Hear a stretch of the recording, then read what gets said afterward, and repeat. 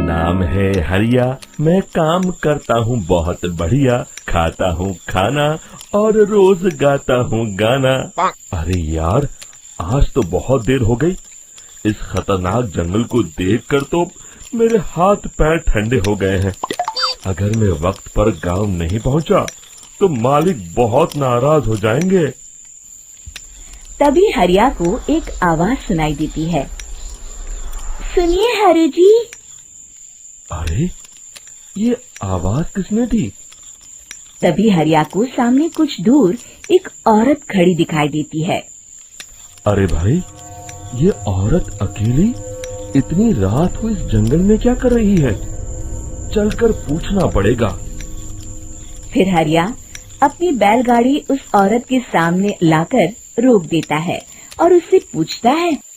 अरे सुनिए, आप इतनी रात को इस खतरनाक जंगल में अकेली क्या कर रही हैं? तभी वो औरत मीठी आवाज में कहती है। अरे हरु जी, आप आ गए। मैं कब से आपका इंतजार कर रही थी। वैसे तो यहाँ से काफी लोग गुजर चुके हैं, लेकिन मैं खास आपका इंतजार कर रही थी। अच्छा, तुम सच कह रही हो? मुझे तो यकीन नहीं हो रहा है। वो क्या है ना, आज तक किसी ने मुझसे इतने प्यार से बात नहीं की।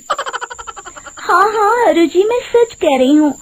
अब देर मत करिए और जल्दी से मुझे मेरे घर तक छोड़ दीजिए। हाँ, कौन सी बड़ी बात है, अभी छोड़ देता हूँ। आप मेरे पीछे बैलगाड़ी में बैठ जाइए और मुझे रास्ता बताते चलिए। फिर वो औरत हरिया की बैलगाड़ी में बैठ जाती है और हरिया बैलगाड़ी हाँकता हुआ आगे चल पड़ता है। फिर उस औरत के बताए हुए रास्ते पर चलते चलते हरिया बैलगाड़ी लेकर एक काली गुफा के आगे आकर रुक जाता है।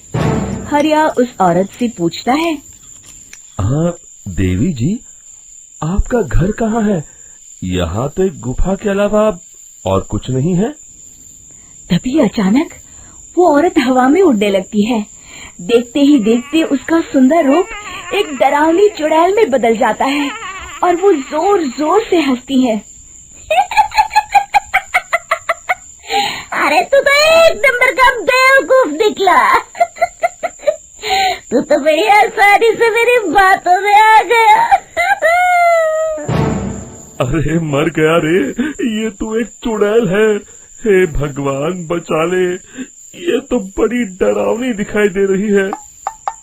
और फिर अगले ही पल हरिया की बैलगाड़ी में रखा सारा सामान हवा में उड़ता हुआ उस काली गुफा के अंदर चला जाता है और वो चुड़ैल भी उस गुफा के अंदर जाकर कहीं गायब हो जाती है।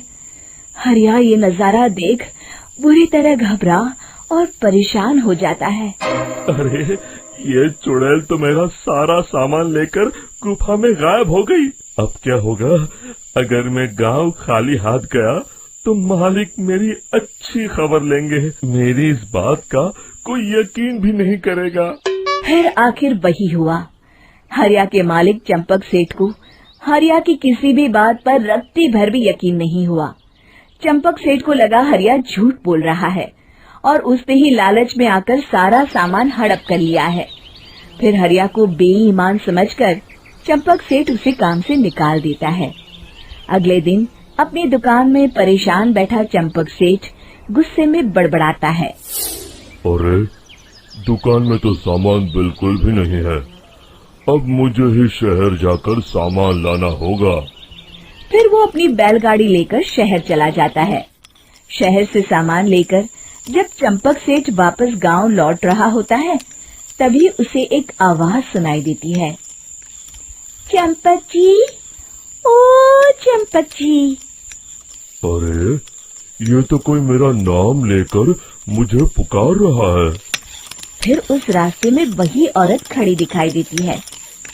फिर क्या था, हरिया की तरह चंपक सेठ भी उस औरत के पास अपनी बैलगाड़ी लेकर जाता है और वो भी उसकी चिकनी चुपड़ी बातों के मुंह जाल में फंस जाता है।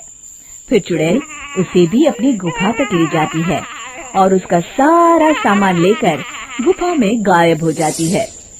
बेचारा चंपक सेठ लाचार होकर खाली हाथ गांव लौट आता है। फिर ये उस जंगल में रोज की बात हो जाती है। जो कोई भी शहर से कुछ लेकर गांव की तरफ लौटता, वो चुड़ैल उसे बेवकूफ बनाकर उसका सारा सामान लेकर गुफा में गायब हो जाती। एक दिन हरिया एक लकड़हारे को उसी जंगल की तरफ जाते हुए देखता है। फिर हरिया उसे रोकते हुए कहता है, अरे भाई, क्यों अपनी मौत को दावत दे रहे हो? मेरी बात मानो, आगे जंगल में मत जाओ, वहाँ एक बड़ी भयानक चुड़ैल रहती है। लकड़हारा हरिया की बातों को नजरअंदाज करते हुए कहता है, अरे भाई, मुझे पहले ही बहुत देर हो चुकी है, मुझे जाने दो भाई। शाम तक लकड़ियाँ काट कर शहर के बाजार में बेचना है। तुम अपनी ये कहानी किसी फुर्सत में बैठे इंसान को सुनाओ, मैं तो चला।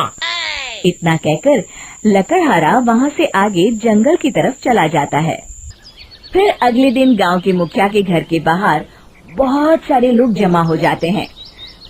तभी हाथ में कुल्हाड़ी लिए खड़ा लकड़हारा कहता है, अरे मुखिया जी, अब आप ही हमें बचाइए उस जंगल वाली चुड़ैल से। हमारा सारा काम तो शहर से ही होता है। अरे मुखिया जी, उस चुड़ैल की वजह से तो मैं पूरी तरह बर्बाद हो गया हूँ। हम सबको मिलकर उस चुड़ैल का कोई इलाज करना पड़ेगा। तभी भीड़ में खड़ा बीरा कहता है, आप लोग चिंता मत करिए, कल से वो चुड़ैल किसी को नहीं लूट पाएगी। मेरे पास एक बहुत अच्छी तरकीब है। तभी चंपक सेठ उसका मजाक उड़ाते हुए कहता है, अरे तेरा नाम वीरा है तो क्या हुआ? तूने अभी उस चुड़ैल को देखा नहीं है? जाकर अपना काम कर, बड़ा आया। तब मुखिया जी कहते हैं, नहीं नहीं चंपक सेठ, मुझे लगता है हमें इस लड़के को एक मौका देना चाहिए। फिर सभी गांव वाले मुखिया जी की बातों से सहमत हो जाते हैं और वीरा शाम को एक बैलगाड़ी में कुछ सामान लादकर उस जंगल की ओर चल देता है। वीरा, ओ वीरा, कहाँ जा रहा है? तभी वीरा मुड़ के देखता है, वही चुड़ैल एक औरत के रूप में खड़ी है। अरे बहन जी, मैं आपको ही ढूंढ रहा था। देखिए, मैं आपके लिए क्या लाया हूँ। अरे वाह, तो खुद मेरे लिए इतना सामान लाया है। तू ही अकेला गांव में समझदार है। जरा देखो, मैं भी खोल के, बड़े भूख लगी है। जैसे ही चुड़ैल उस सामान पर से कपड़ा हटाती है, एक भगवान शिव की तेज रोशनी उसके अंदर मूर्ति से निकलती है और चुड़ैल अपने असली रूप में आकर जलने लगती है। अरे मैं जल रही हूँ, बचाओ, बचाओ, ओम नमः शिवाय, मर गई मैं। देखते ही देखते वो चुड़ैल राख के साथ उड़ जाती है और सभी गांव वाले भी वहां आ जाते हैं। शिक्षा बुराई पे सदा अच्छाई की ही जीत होती है।